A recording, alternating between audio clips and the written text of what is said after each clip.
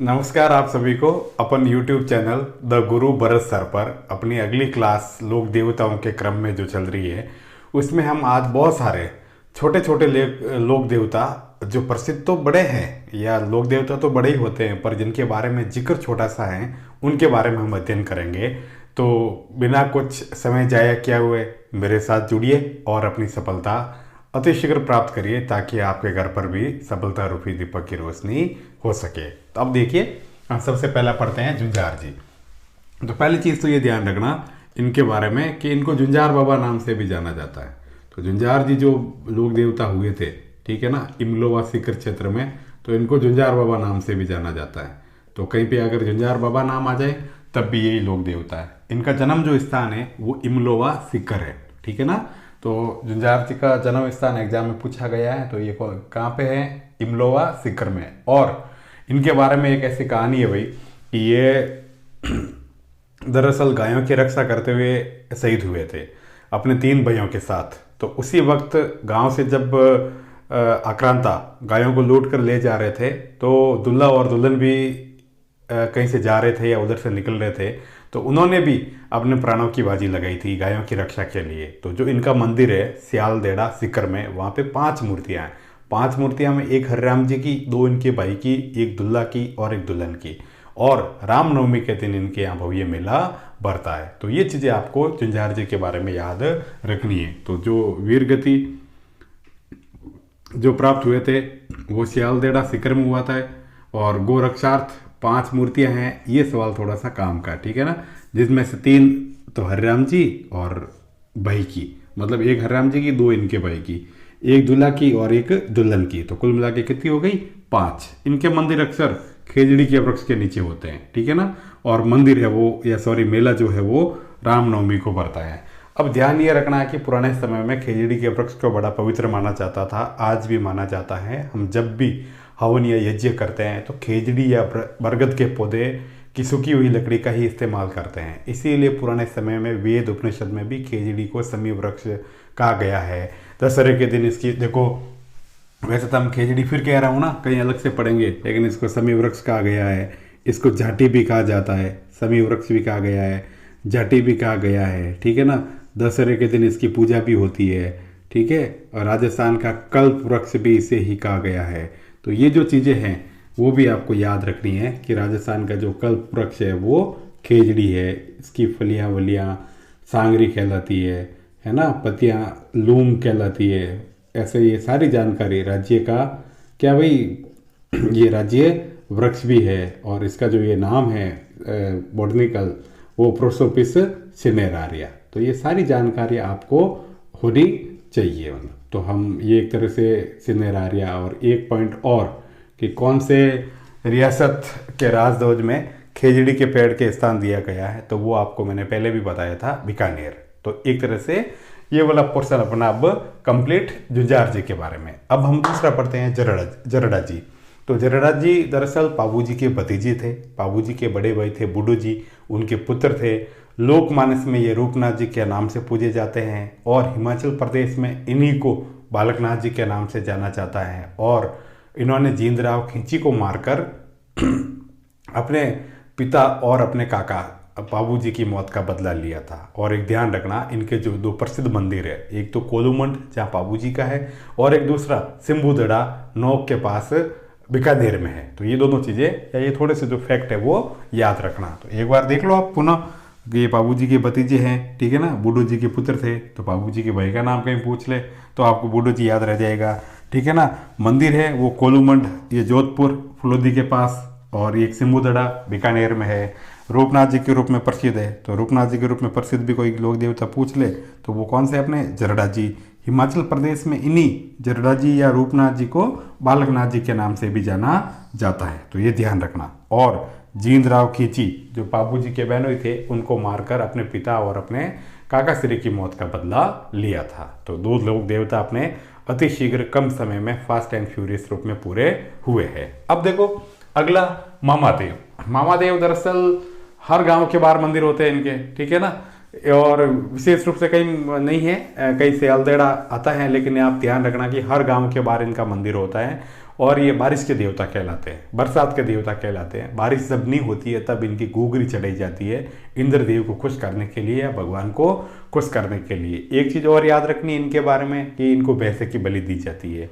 दूसरी चीज़ याद ये रखनी है कि इनके मंदिर में कहीं मूर्ति नहीं होती है, और मूर्ति की जगह तोरण, जो कि आपके रिट के बाद या आकातीत जिस दिन रिट होगी बहुत सारे तोरण बांधे जाएंगे, और आप भी बांधोगे सिलेक्ट होने के बाद किसी द्वार पर, तो वो तोरण का प्रतीक चिन्ह के रूप में इसकी पूजा की जाती है। तो आप देख लो ये पॉइंट्स मैंने यहाँ पर भी मेंशन किए हैं कि बरसात के देवता है, मूर्ति नहीं होती है, और गांव के बाहर तोरण की पूजा की जाती है। ठीक है ना। तोरण एक तरह से लकड़ी की बनी हुई आकृति होती है, ठीक है ना, ये इस तरह की जिसपे वो श्रृंगार वगैरह की हुई होती है, और मूर्ति गजानन जी वगैरह की होती है, मोर पंख वगैरह लगा हुआ मतलब, और वैसे की बलि दी जाती है। अब अगले लोक देवता के रूप में हम, आपने कमी पढ़ा होगा या कमी सुना होगा, लेकिन फिर भी बढ़िया और अच्छे से लोक देवता थे आलम जी। इनका दो चीज़ों से याद रखना है, खास जो पॉइंट ऑफ व्यू है।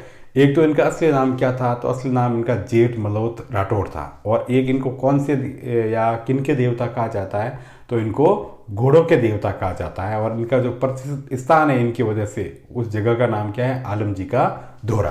तो ये ध्यान रखना भाई, इनका जो मूल नाम है वो क्या था भाई, जेठ मलोथ राठौड़। तो आलम जी का जो मूल नाम या जो खास नाम जो था वो क्या था भाई, जेठ मलोथ राठौड़। मेला का बढ़ता है धोरीमना बाड़मेर में। आलम जी का धोरा एक रेतीला टीला है, उस जगह को बाड़मेर के मालानी क्षेत्र में, जो मल्लीनाथ जी के नाम पे पड़ा है, वहाँ के राहड़दरा इलाके में डांगी टीले को वहाँ पे क्या कहा जाता है, आलम जी का धोरा मतलब। ठीक है ना, डांगी टीला राहड़दरा क्षेत्र मालानी एरिया में। धोरीमना को घोड़ों का तीर्थ स्थल भी कहा जाता है। तो ये सवाल बहुत ज़्यादा काम का है कि घोड़ों का तीर्थ स्थल के रूप में कौन सा क्षेत्र प्रसिद्ध है, तो वो आलम जी का धोरा प्रसिद्ध है धोरीमना में जो है। ठीक है ना।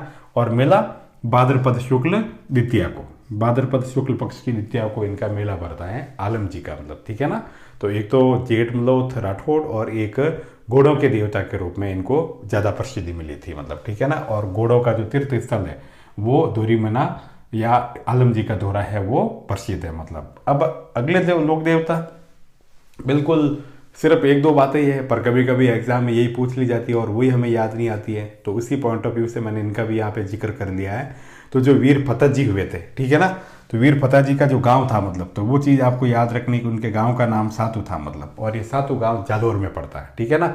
इन्होंने भी गोरक्षार्थ गायों की रक्षा के लिए अपने प्राणों की बाजी थी।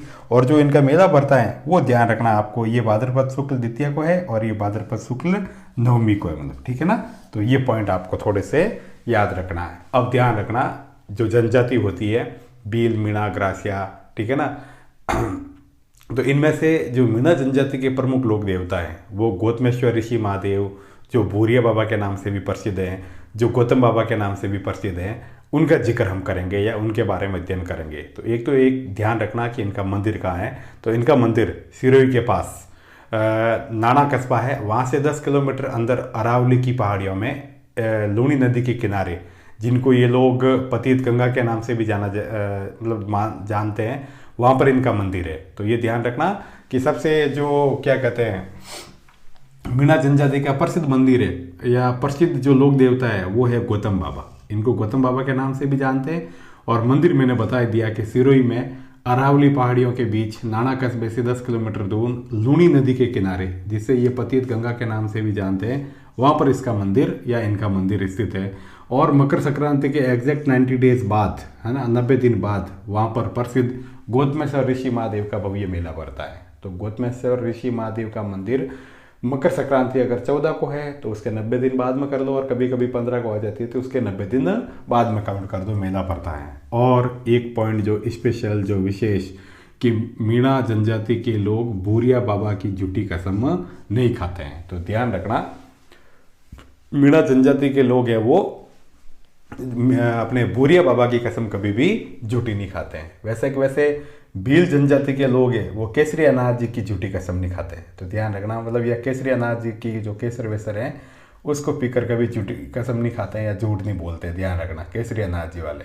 और कंजर जाति के लोग, ठीक है ना, यहाँ पे मैं लिख लेता हूँ, कंजर जाति के लोग हाकिम राजा का प्याला पीकर, कंजर हाकिम राजा यानी वही राजा, कोई ये बड़े नहीं थे हुए, ठीक है ना भाई, जिसको आप दारू शराब मदिरा बोलते हो, उसका प्याला पीकर झूठ नहीं बोलते हैं। और वैसे भी ये पीने के बाद सच ही निकलता है, ठीक है ना। और आजकल आप लोग अपनी गर्लफ्रेंड की झूठी कसम नहीं खाते हो, ठीक है ना। तो उस समय में ये लोग, या आज भी ये लोग जो इन ईश्वर या इन देवताओं को मानते हैं, इन देवताओं की झूठी कसम नहीं खाते हैं, जैसे कि आप ऐसा करते हो, ठीक है ना। अब आगे देखो केसरिया कुंवर जी, ठीक है ना। तो केसरिया कुंवर जी के बारे में देखो, कितनी अच्छी बात है कि जिनके पिताजी भी लोक देवता हुए थे, उनके बेटे भी योग्य होते हैं। तो कई घरों में ऐसा भी होता है ना कि बेटा भी पुत्र, बेटा भी सरकारी नौकर, बाप भी सरकारी नौकर, माँ भी है, बहन भी है, बेटियाँ भी है, सारे परिवार सरकारी नौकर होता है। जैसे आप में से कई लोग बनेंगे इस बार इस एग्ज़ाम के माध्यम से। तो उसी कला में या उसी कड़ी में मतलब लोक देवता केसरिया कुंवर जी भी अपने पिताजी के साथ साथ ये भी लोक देवता के रूप में प्रसिद्ध हुए, जो गोगा जी के पुत्र थे। और इनको नेजा यानी ध्वज, जो झंडी लहराई जाती है मंदिर पे, उसको नेजा कहा जाता है। ध्यान रखना आप, ये जैसे ये मंदिर है, ठीक है ना, ये मान लो ये मंदिर है आपका, और ये आप जो ये ध्वज लहरा रहे हो, इसको नेजा कहा जाता है भाई, ध्यान रखना। ये नेजा मतलब, तो ये नेजा है वो हमेशा और हमेशा सफ़ेद रंग की होती है, और रामदेव जी की 5 रंगों की होती है। और इनके जो भोपे होते हैं, इनके मतलब कि केसरिया कुंवर जी के जो भोपे होते हैं, वो अगर किसी व्यक्ति को सांप दंश लेता है या सांप सर्पदंश हो जाता है, तो उसके जहर को मुंह से चूस कर बाहर निकालते हैं और सर्पदंश के इफेक्ट को कम करते हैं या प्रभाव को उतारते हैं। पर हम लोग वर्तमान में वैज्ञानिक युग में जीते हैं, इसीलिए जैसे कोविड का टीका लगा रहे हो, वैसे के वैसे हमें सर्प का भी जो दंश का टीका आता है वो भी करना चाहिए, और साथ में देवताओं की स्तुति भी करनी चाहिए। सिर्फ एक के भरोसे नहीं रहना चाहिए। अब अगले लोक देवता है अपने पनराज जी। तो पनराज जी के बारे में कोई विशेष नहीं है, सिर्फ आपको इसके न से ही पूरा काम हो जाएगा। प से यानी पंद्रासर में इनका मेला भरता है। पंद्रासर गांव मतलब अपने जैसलमेर में है। और न यानी नया गांव, जैसलमेर में इनका जन्म हुआ था। ध्यान रखना, मतलब एक पॉइंट काम का है, वो मैं और बता देता हूँ कि नया गांव जैसलमेर में इनका जन्म हुआ था। और ये कोठाड़ी, जैसलमेर के पास एक गांव है कोठाड़ी, वहाँ पर ब्राह्मणों की गायों को छुड़ाते हुए, मतलब लूटने से बचाते हुए, अपने इस कार्य के दौरान ही वीर गति को प्राप्त हुए थे, गायों की रक्षा करते हुए, ठीक है ना। और इनका मेला 15 स्तर में बढ़ता है। लेकिन एक चीज़ ये काम की है, वो है कि इनका भी मेला साल में 2 बार बढ़ता है। एक तो भाद्रपद शुक्ल दशमी को, और एक माघ शुक्ल दशमी को। तो ऐसे 2 लोक देवता है। एक तो कल पड़ा था देव बाबा, ठीक है ना, उनका भी मेला साल में 2 बार बढ़ता है। और एक ये अपने पनराज जी, जिनका भी मेला साल में 2 बार बढ़ता है। और लास्ट में ये आपका मतलब इलोजी छेड़छाड़ के देवता कहलाते हैं। ध्यान रखना, मतलब इलोजी हमेशा और हमेशा छेड़छाड़ के लोक देवता के रूप में प्रसिद्ध है, और ये जीवन भर कुंवारे रहे थे। तो फिर वो आप भी, ये आप पे दोनों चीज़ें सेट होती है, मतलब ध्यान रखना। पहले तो इनकी कहानी सुनाते हैं, फिर आपकी बताते हैं। इनकी कहानी ये थी कि ये दरअसल होलिका से शादी करने वाले थे, लेकिन होलिका के और हिरण्यकश्यप ने ये प्लान बनाया था कि भाई पहला अत को जिंदा जलवा देना, क्योंकि वो राम का भक्त है। तो होली के दिन जब वो होलिका अच्छे से वस्त्र धारण करके प्रहलाद को गोद में लेकर बैठी, तो प्रहलाद तो बाहर उछल गए नारियल बनकर, और होलिका का दान हो गया। दूसरे दिन जब ये बारात लेकर आए, तो पता चला कि होलिका तो जलकर राख हो गई है, और उसकी सिर्फ और सिर्फ वो राख पड़ी है। तो वो प्रेम वियोग में बस ऐसे पागल से हो गए, और राख को पूरे शरीर पे मल दिया।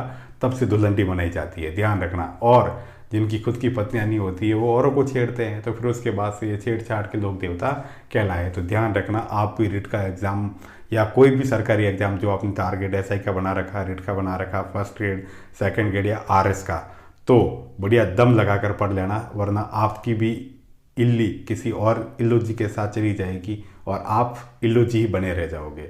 तो आपको तैयारी के लिए और इल्लोजी न बने रहने के लिए मेरी शुभकामनाएं। चैनल को देखते रहिए, लाइक करते रहिए और सब्सक्राइब करते रहिए। सुनने के लिए बहुत बहुत शुक्रिया, अभिनंदन। All the best.